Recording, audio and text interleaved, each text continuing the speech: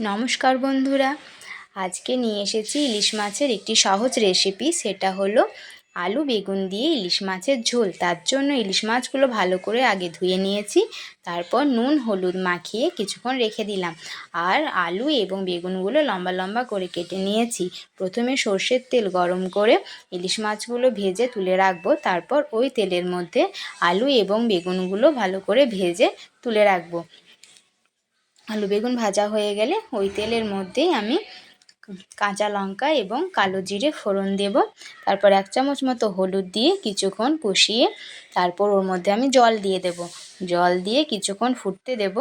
ফুটে উঠলে এরপর আন্দাজ মতো নুন দিয়ে আরও কিছুক্ষণ ঝোলটা ফুটিয়ে নেব। তারপর ভেজে রাখা ইলিশ মাছগুলো ঝোলের মধ্যে দিয়ে দেব। তারপর আরও কিছুক্ষণ ফুটিয়ে নিয়ে ভেজে রাখা আলু এবং বেগুনগুলো ঝোলের মধ্যে দিয়ে কিছুক্ষণ নাড়াচাড়া করে তারপর ফুটিয়ে নিলে রেডি হয়ে যাবে আলু বেগুন দিয়ে ইলিশ মাছের ঝোল। এই রান্নাটা খুবই সহজ এবং খেতেও সুস্বাদু। কেমন হয়েছে রান্নাটা আপনারা অবশ্যই কমেন্ট করে জানাবেন এবং পাশে থাকবেন। ভিডিওটি দেখার জন্য সকলকে অনেক অনেক ধন্যবাদ।